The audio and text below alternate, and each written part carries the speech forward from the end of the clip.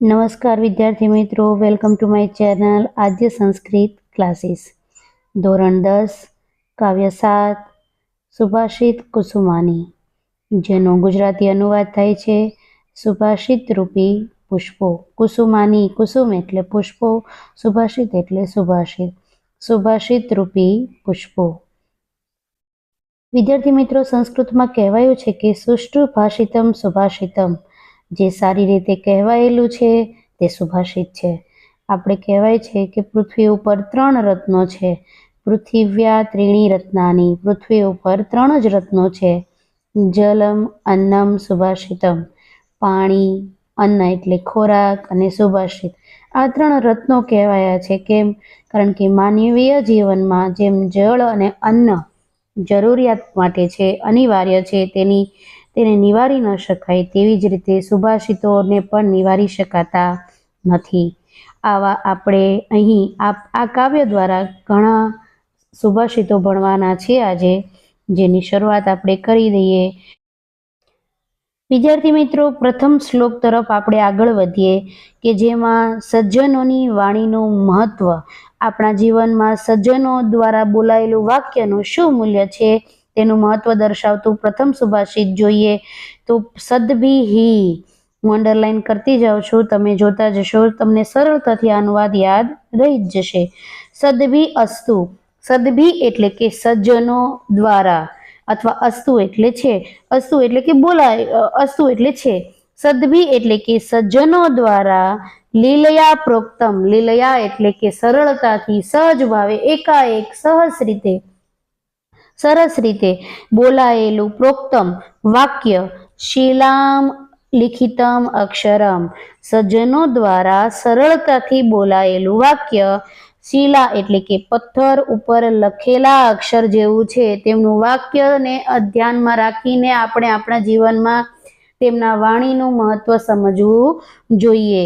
એટલે કે સજ્જનો દ્વારા સરળતાથી બોલાયેલું વાક્ય પથ્થરો ઉપર લખેલા અક્ષરો જેવું છે. એ ક્યારેય નિવારી શકાતા નથી, એ ક્યારેય ભૂંસી શકાતું નથી. જ્યારે અસદ્ભિઃ. અસદ્ભિઃ એટલે કે દુર્જનો દ્વારા શપથે અના અપી. શપથેન તૃતીયા વિભક્તિ, ત્રીજી વિભક્તિ એક વચન, જેનું ગુજરાતી થાય વડે. અહીંયા સજ્જનો દ્વારા શપથ વડે પણ, અપી એટલે કે પણ, શપથ વડે પણ બોલાયેલું વાક્ય. જલે એટલે કે પાણીમાં. જલે કેટલામી વિભક્તિ વિદ્યાર્થી મિત્રો? 7મી વિભક્તિ. જલે એટલે કે 7મી વિભક્તિનો ગુજરાતી થાય માં, તો પાણીમાં લખેલા અક્ષરો જેવું છે. ફરીવાર અનુવાદ જોઈએ તો આપણે અંડરલાઈન કરતા જઈએ. સજ્જનો દ્વારા સરળતાથી બોલાયેલું વાક્ય પથ્થરો ઉપર લખેલા અક્ષરો જેવું છે, અથવા જેમ છે. જ્યારે દુર્જનો દ્વારા સોગંદ વડે પણ બોલાયેલું વાક્ય પાણીમાં લખેલા અક્ષરો જેવું છે. વિદ્યાર્થી મિત્રો, બીજા સુભાષિત તરફ આગળ વધીએ, જેમાં આપણે વૃક્ષોની ઉપયોગિતાનું મહત્વ સમજવાનું છે. વૃક્ષોનું શું મહત્વ છે આપણા જીવનમાં, તો એનું અનુવાદ બીજી પંક્તિથી શરૂ થશે, જેમાં વૃક્ષોનું મહત્વ દર્શાવતું કહેવાયું છે કે ફલઃ છાયા સમન્વિતઃ. ફળ અને છાયાથી સમન્વિત એટલે કે યુક્ત, ફળ અને છાયાથી યુક્ત એવા મહાન વૃક્ષોને સેવવા જોઈએ. ફળ અને છાયાથી યુક્ત એવા મહાવૃક્ષ એટલે કે મહાન વૃક્ષોને સેવવા જોઈએ. યદિ જો દેવાત ફલમ નાસ્તિ. દેવાત એટલે કે 5મી વિભક્તિ. ભાગ્યવશ, ભાગ્યને કારણે. જો એ વૃક્ષ, જે વૃક્ષની આપણે વાત કરી રહ્યા છીએ ને, એ વૃક્ષ ફળ ન પણ આપે, જો તે ફળ ન પણ આપે, છાયા કેન. કેન એટલે કે કોણ. છાયાને કોણ નિવારી શકે છે? ફરીવાર અનુવાદ જોઈએ. ફરીવાર અનુવાદમાં આપણે ધ્યાન આપીએ તો ફળ અને છાયાથી યુક્ત એવા મહાવૃક્ષોને સેવવા જોઈએ. જો ભાગ્યવશ ફળ ન પણ આપે, તો છાયાને કોણ નિવારી શકે છે ને સરળ અનુવાદ. ત્રીજા સુભાષિત તરફ આપણે આગળ વધીએ તો જે ત્રીજો જે શ્લોક છે એમાં એક બહુ સરસ વાત કેવી છે કે દરેક વ્યક્તિમાં ગુણ અને અવગુણ રહેલા જ હોય છે. તો આ ગુણ અને દોષ આ જે છે એ કઈ રીતે ઓળખી શકાય એનું વર્ણન કરવામાં આવ્યું છે. તો ગુણ અને દોષનું વર્ણન કરતા આપણા જીવનમાં ગુણનું શું મહત્વ છે, આપણે ગુણ સારી ટેવો કઈ રીતે કેળવી શકીએ અને ખરાબ ટેવો કઈ રીતે કેળવી શકીએ એનું મહત્વ દર્શાવવું, એનું વર્ણન કરવામાં આવ્યું છે. તો કહેવાયું છે કે યત્નેન મહતા યથા, યથા એટલે કે જેમ, યત્નેન મહતા, મહતા એટલે કે ખૂબ, મહતા એટલે ખૂબ, યત્નેન એટલે પ્રયત્ન વડે, જેમ ભારે પ્રયત્ન વડે આરોપ્યતે આરોપવામાં આવે છે અથવા મૂકવામાં આવે છે અથવા લઈ જવામાં આવે છે. શું? શિલા, પથ્થરને ક્યાં લઈ જવામાં આવે છે? શૈલેહી, પર્વત ઉપર. જેમ ખૂબ મહેનત વડે અથવા ખૂબ ભારે પ્રયત્ન વડે પર્વત ઉપર પથ્થરને લઈ જવામાં આવે છે અથવા મૂકવામાં આવે છે. આપણે કોઈ પર્વત ઉપર પથ્થરને, મોટા મહાકાય પર્વતને લઈ જવો હોય તો ખૂબ પ્રયત્ન કરવો પડે, ખૂબ મહેનત કરવી પડે. એમ સારા ગુણ પણ કેવા છે, જો પ્રસિદ્ધિની ટોચ ઉપર ચડવું હોય તો મુશ્કેલીઓ સહેવી પડે છે, મુશ્કેલીઓનો સામનો કરવો પડે છે. સુભાષિત છે ને સરસ. જેમ ખૂબ ભારે પ્રયત્ન વડે પર્વત ઉપર પથ્થરને મૂકવામાં આવે છે એવી જ રીતે નિપાત્યતે ક્ષણે નાદઃ, તો થોડી વાર, ક્ષણ એટલે કે થોડા ક્ષણમાં જ જો એ જ પથ્થરને નીચે પર્વતથી નીચે પાડવો હોય તો શું કરવું પડે? ક્ષણે નાદઃ, થોડા જ વારમાં તે જ પથ્થરને નિપાત્યતે નીચે પાડી શકાય છે. નીચે પાડવા માટે કોઈ મહેનત કરવી પડતી નથી, એને બસ તમે મૂકી દો પર્વતની ટોચથી એટલે આપોઆપ નીચે જતા રહે. એમ સદગુણો પણ એવા જ છે, જો સદગુણો કેળવવા હોય તો ખૂબ મહેનત કરવી પડે છે, અવગુણો આપોઆપ આવી જાય છે. એમ અવગુણોને કેળવવા માટે કોઈ મહેનત કરવી પડતી નથી. તેવું જ તત આત્મા, તેવી રીતે આત્મા એ ગુણ દોષયો, ગુણ અને દોષ વિશે પણ આવું જ કંઈક છે અથવા ગુણ અને દોષ માટે આવું જોવા મળે છે. તો શું જોવા મળે છે? તો ફરીવાર અનુવાદ જોઈએ કે જેમ ભારે પ્રયત્ન વડે, મહતા યત્નેન, ભારે પ્રયત્ન વડે પર્વત ઉપર, શૈલેહી, પર્વત ઉપર પથ્થરને મૂકવામાં આવે છે તો થોડી વારમાં જ તેને નીચે પાડી શકાય છે. તો તેને મહેનત કર્યા વગર નીચે પાડી શકાય છે. તેવું જ તથાત્મા, તેવી જ રીતે આત્મામાં ગુણ દોષયો, ગુણ અને દોષ બાબતે પણ આવું જ કંઈક છે. સારી ટેવો કેળવવી પડે છે, દુર્ગુણો આપોઆપ આવી જાય છે. વિદ્યાર્થી મિત્રો, ચોથા શ્લોક તરફ આપણે આગળ. ચોથા શ્લોકમાં એક ખૂબ મહત્વની વાત કરવામાં આવી છે. જે અસ્થિર મનના છે, તે જેને કોઈ વિશ્વાસપાત્ર વ્યક્તિ તરીકે ન ગણી શકીએ એવા અસ્થિર મનવાળા વ્યક્તિના ગેરલાભ, એની સંગતથી, એની સોબતથી આપણને કયા તકલીફો નડે છે તો તેની વાત કરતો આ શ્લોક સુભાષિત ખૂબ સરસ છે. પણ છે સરળ છે તો તેનું મહત્વ પણ એટલું જ છે, એનું અનુવાદ પણ સાવ સહેલું છે. તો શું કહેવામાં આવ્યું છે? ક્ષણે રુષ્ટ, ક્ષણે રુષ્ટ, ક્ષણે રુષ્ટ એટલે કે રીસાઈ જાય છે, ક્ષણે એટલે કે ક્ષણવારમાં જ, જે ક્ષણવારમાં, થોડી વારમાં ક્રોધે ભરાઈ જાય છે, રુષ્ટ એટલે ક્રોધિત થઈ જાય છે, જલ્દી ક્રોધિત થઈ જાય છે. ક્ષણે તુષ્ટ, થોડી વારમાં સંતોષ પામી જાય છે, થોડી વારમાં આપણા કામથી સંતોષ પામી જાય છે, થોડી વારમાં આપણાથી ક્રોધિત થઈ જાય છે. આવા ક્ષણે ક્ષણે રુષ્ટ તુષ્ટ, આવા થોડી વારમાં સંતોષાઈ જાય, થોડી વારમાં ક્રોધિત થઈ જાય, એવા અવ્યવસ્થિત ચિત્તસ્ય, એવા અવ્યવસ્થિત ચિત્તવાળા, ચિત્તસ્ય એટલે કે ચિત્ત એટલે મન, આવા અવ્યવસ્થિત મનવાળાની પ્રસાદ એટલે કે કૃપા અથવા પ્રસન્નતા, અપી એટલે કે પણ. આવા અવ્યવસ્થિત ચિત્તવાળા લોકોની કૃપા પણ ભયંકર. આવા અવ્યવસ્થિત મનવાળા લોકોની કૃપા, એની પ્રસન્નતા, એ રાજી થઈ જાય ને તો એનો વિશ્વાસ કરાય નહીં, કારણ કે તે ઘડીક વારમાં ક્રોધિત થઈ જાય છે, ઘડીક વારમાં રીસાઈ જાય છે. આવા અવ્યવસ્થિત મનવાળા લોકોની કૃપા પણ ભયંકર છે. ફરીવાર અનુવાદ જોઈએ તો અનુવાદ સાવ સરળ છે. ક્ષણે રૂષ્ટ, થોડી વારમાં ક્રોધે ભરાયેલો, અને ક્ષણે તુષ્ટ, થોડી વારમાં સંતોષ પામેલો. આમ ક્ષણે ક્ષણે રૂષ્ટમ તુષ્ટ, રૂષ્ટ તુષ્ટ. આમ થોડી વારમાં ક્રોધી અને સંતોષી એવા અવ્યવસ્થિત ચિત્તસ્ય, અવ્યવસ્થિત મનવાળાની કૃપા પણ ભયંકર છે.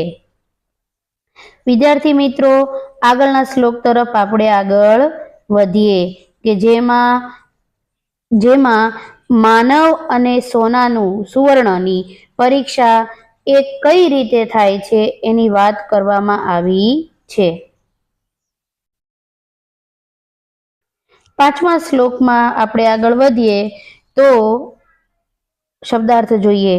યથા ચતુર્ભિઃ, યથા એટલે કે જેમ, ચતુર્ભિઃ 4 વસ્તુઓ વડે, કનકમ, કનકમ એટલે કે સુવર્ણ, સુવર્ણ અને કે સોનું, બરાબર, પરીક્ષ્યતે પરીક્ષા કરાય છે. જેમ સોનાને 4 વસ્તુ વડે પરીક્ષા કરાય છે, તેમાં પહેલું શું છે? નિઘર્ષણ, નિઘર્ષણ એટલે કે ઘસવું, છેદન એટલે કાપવાથી, તપઃ, તાપઃ એટલે કે તપાવવાથી, અને તાડનેહિ એટલે ટીપવાથી. અહીંયા અનુવાદમાં ધ્યાન આપીએ કે જેમ સોનાને ઘસવાથી, કાપવાથી, તપાવવાથી અને ટીપવાથી, એમ 4 વસ્તુઓ વડે 4 રીતે પરીક્ષા કરાય છે. ફરીવાર જોઈએ.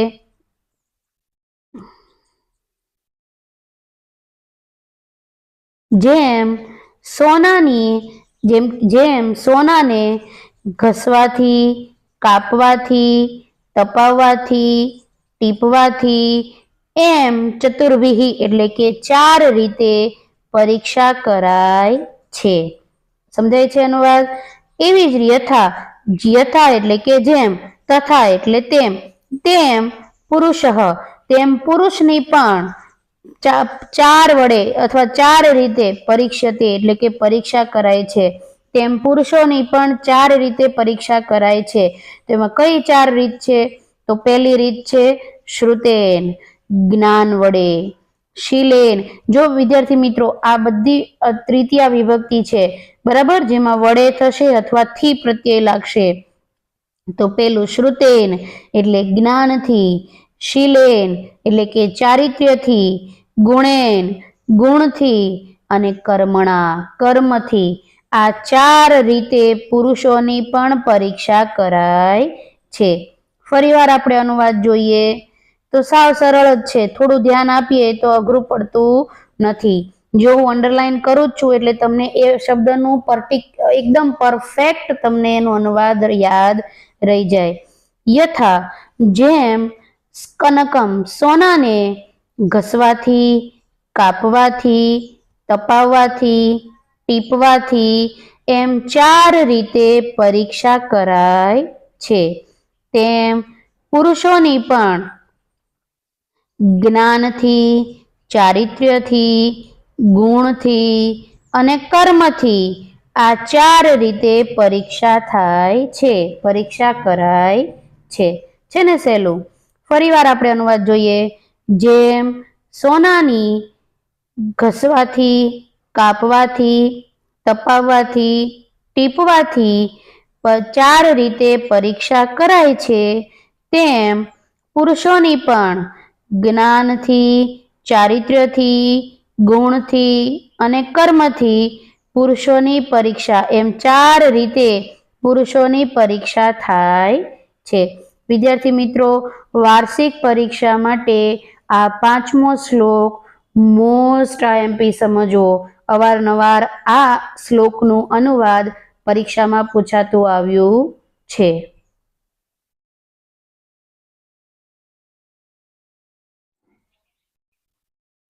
વિદ્યાર્થી મિત્રો, આપણી ભારતીય સંસ્કૃતિમાં જે મહાન પુરુષો થઈ ગયા તેમનું કયા ગુણથી તેઓ પ્રસિદ્ધ છે કે તેમના કયા ગુણોથી તેમનું પાસેથી આપણે એ બોધ લેવો જોઈએ, એને જીવનમાં આપણે જ્ઞાન સ્વરૂપે સ્વીકારવું જોઈએ, એનું મહત્વ દર્શાવતો પાઠ આ સુભાષિત છે, જેનું અનુવાદ આપણે સમજીએ.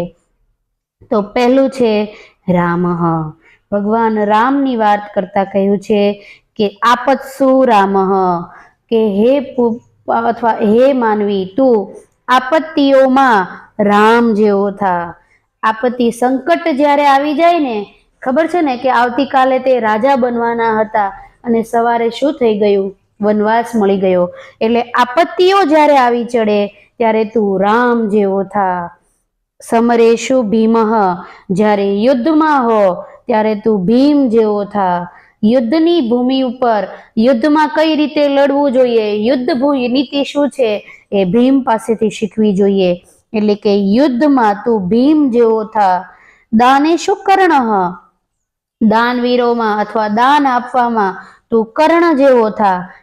દાનવીર કર્ણ છે.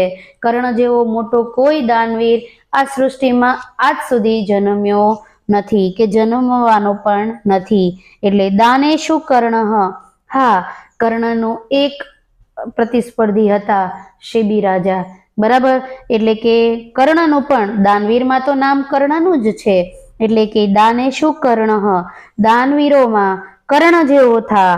નયેશુ કૃષ્ણ, કૃષ્ણ જેવો થા. પણ શેમાં? નીતિમાં. કૃષ્ણની નીતિ શ્રેષ્ઠ હતી, કારણ કે યુદ્ધમાં જ્યારે મહાભારતનું યુદ્ધ થયું ત્યારે સામે 11 અક્ષણી સેના હતી, જ્યારે પાંડવોના પક્ષે 5 જ અક્ષણીય સેના હતી. વિદ્યાર્થી મિત્રો, તેમ છતાં પાંડવોની જીત થઈ. કેમ? કારણ કે એની પાસે શસ્ત્ર નહીં ચલાવવાની શપથ લીધેલા કૃષ્ણ હતા. એટલે એમ કહેવાય છે કે યુદ્ધ નીતિમાં જો નીતિ કોઈ પાસેથી શીખવી હોય તો એ કૃષ્ણ જેવો થા. નીતિઓના વિષયોમાં તો કૃષ્ણ જેવો થા. પ્રતિજ્ઞા પરિપાલનેશુ, પ્રતિજ્ઞા પાલન કરવામાં તું ભીષ્મ જેવો થા. પ્રતિજ્ઞા પાલન કરવામાં હે માનવી, તું ભીષ્મ જેવો થા.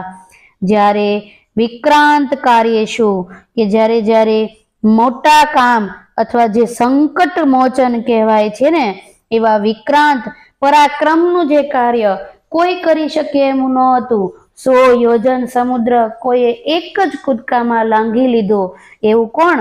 જે સંકટ મોચન છે હનુમાન. તો પરાક્રમ ભર્યા કાર્યોમાં હે માનવી તું ભવાંજનેય, ભવ અંજનેય, અંજનેય એટલે કે અંજનીનો પુત્ર હનુમાન થા. ફરીવાર આપણે આનો અનુવાદ જોઈએ. આપત્તિઓમાં તું રામ જેવો થા. સમરેશુ ભીમ, યુદ્ધમાં તું ભીમ જેવો થા. દાનવીરોમાં કર્ણ જેવો થા. નીતિ વિષયમાં તું કૃષ્ણ જેવો થા. પ્રતિજ્ઞા પરિપાલનેશુ, પ્રતિજ્ઞા પાલન કરવામાં તું ભીષ્મ જેવો થા. અને તું પરાક્રમ વિક્રાંત કાર્યશુ એટલે કે પરાક્રમ ભર્યા કાર્યોમાં તું અંજની પુત્ર એટલે કે હનુમાન જેવો બન. ભવ એટલે કે થા, એટલે કે બન છે ને સરળ અનુવાદ. આપણે અંતિમ શ્લોક તરફ આગળ વધીએ. વિદ્યાર્થી મિત્રો, અંતિમ જે 7મો શ્લોક છે એ આપણે બીજો પાઠ જે ભણી ગયા યદ ભવિષ્યો વિનશ્યતિ, બરાબર, એનો એક સાર છે આ સુભાષિત. તો એની શરૂઆત આપણે કરીએ કે વિઘ્ન ભયેન નીચેહી, વિઘ્નના ભયથી, વિઘ્ન ભયેન વિઘ્નના ભયથી, નીચેહી એટલે કે નીચ લોકો અથવા અધમ લોકો, કોઈ ઉચ્ચ નીચ નથી, જે પોતાના વિચારોથી જે નીચ કોટીના છે, અધમ લોકો છે, એ ખલું ખરેખર કાર્યનો પ્રારંભ ન કરતા, એ કાર્યનો પ્રારંભ કરતા નથી. એ ડરી જાય છે કે મને નુકસાન થશે તો, એટલે શું કરે? એ પોતાના કાર્યનો પ્રારંભ કરતા નથી. વિઘ્નના ભયથી અધમ લોકો ખરેખર કાર્યનો પ્રારંભ કરતા નથી. જ્યારે વિઘ્ન વિહિતા, વિઘ્નથી હણાયેલો, થોડુંક નુકસાન થાય ને, કોઈ કામ કરવા જઈએ અને થોડું ઘણું નુકસાન થાય ને, એવા લોકો વિઘ્ન વિહતા એટલે કે વિઘ્નથી હણાયેલા, વિઘ્નથી હારી ગયેલા તો થોડુંક નુકસાન પામેલા, મધ્યાહા જે મધ્યમ વર્ગના લોકો છે તે પ્રારંભ કરેલું કામ કરીને વિરમંતી તે અટકી જાય છે.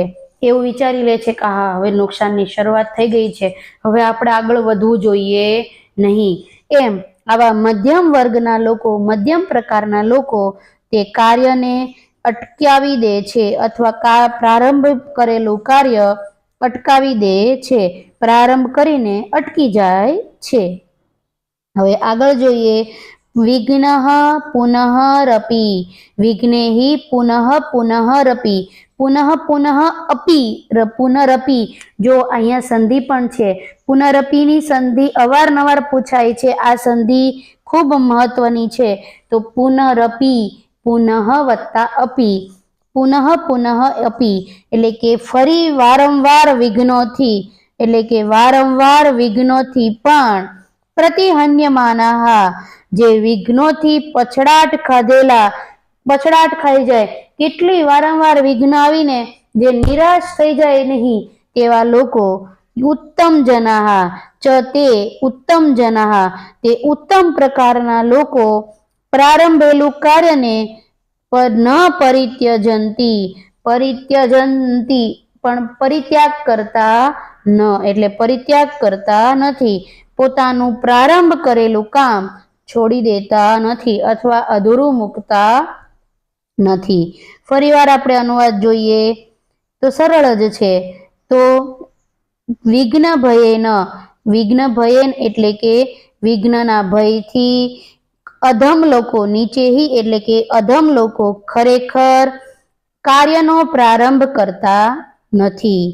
આગળ વિઘ્ન વિહિતા, વિઘ્નથી હણાયેલા, થોડું ઘણું નુકસાન પામેલા લોકો, મધ્યમ પ્રકારના લોકો પ્રારંભ કરેલું કાર્યને અટકાવી દે છે અથવા પ્રારંભ કરીને અટકી જાય છે. પ્રારંભ કરેલું કાર્ય અટકાવી દે છે અથવા પ્રારંભ કરીને એ માણસ અટકી જાય છે. પરંતુ પુનઃ અપી, પરંતુ વારંવાર વિઘ્નેહી એટલે વિઘ્નોથી પરિહન્યમાનાહ, પછડાટ ખાધેલા અથવા તો નુકસાન પામેલા લોકો કેવા છે? ઉત્તમ જનો, પ્રારંભ કરીને કાર્યને ન પરિત્યજંતી, કાર્યને અધૂરું મૂકતા નથી. વિદ્યાર્થી મિત્રો, તમને આ અનુવાદ કેવા લાગ્યા સુભાષિતમાં? તેમ છતાં કોઈ પણ તકલીફ હોય તો મને કોમેન્ટ દ્વારા અચૂકથી જણાવજો અને મારા વિડીયોને લાઈક, શેર અને સબસ્ક્રાઈબ કરવાનું ભૂલશો નહીં. Thanks for watching my video.